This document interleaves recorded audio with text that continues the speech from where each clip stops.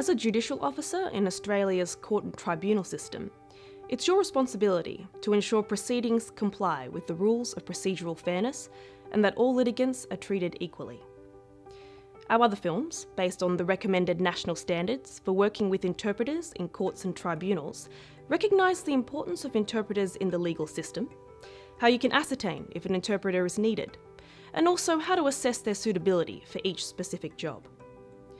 However, once you've confirmed an interpreter is required and has been booked for a case, there are some essential steps that can assist them to do their job effectively.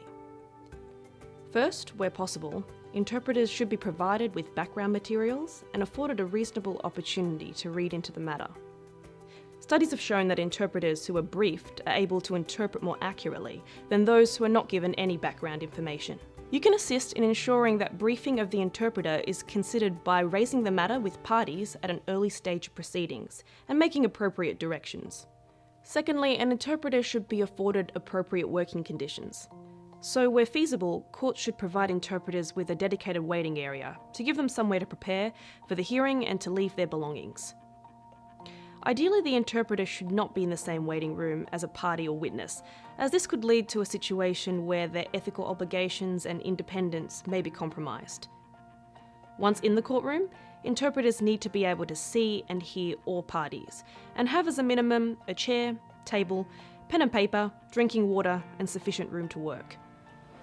At the start of proceedings, you should ask the interpreter to introduce themselves, stating their level of NATI certification or accreditation, formal interpreting qualifications, membership of a professional interpreting association, court interpreting experience, and their understanding of their ethical obligations. Judicial officers should also ask the interpreter to alert the court and to interrupt if they didn't hear what was said, if they can't interpret a question or answer, need to consult a dictionary or reference material, or have a concept or term explained, if they need to correct an error, are unable to keep up with evidence, or need a break.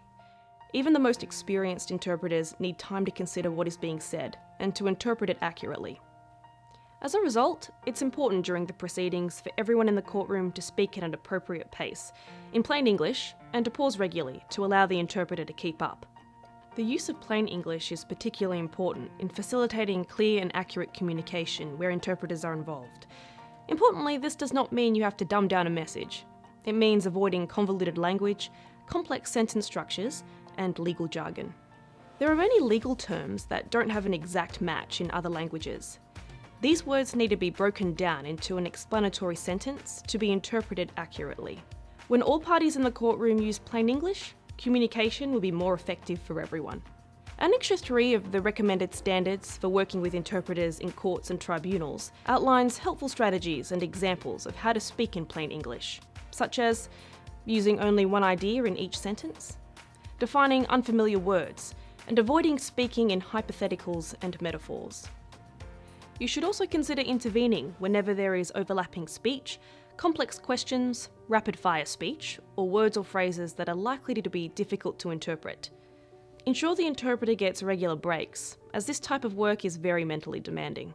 Ask spoken language interpreters if they need a break every 45 minutes and every 20 minutes for signed language interpreters. Also let them know they can ask for a break anytime they need one.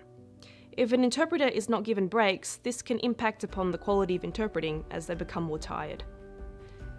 If you become aware that an interpreter has a conflict of interest in the proceedings, you should allow them to withdraw if necessary and adjourn until another interpreter can be found, or consider another appropriate way to address the issue. Let the jury know they must take care when evaluating the evidence of a witness which has been given through an interpreter. For example, exercising caution when judging the demeanour of the witness from the interpreter's speaking manner. Interpreters should have access to counselling or debriefing sessions following the proceedings, as they could be vulnerable to vicarious trauma and secondary stress when working on cases that have sensitive or distressing material. The recommended national standards propose that court-appointed interpreters should have access to the same support services as court staff. Our legal system relies on interpreters doing their job to the best of their ability. Following these guidelines will help them do just that, and if you're not sure they are getting the assistance they need, just ask. Interpreters play a vital and demanding role, and providing them with the right working conditions will go a long way in improving access to justice for everyone.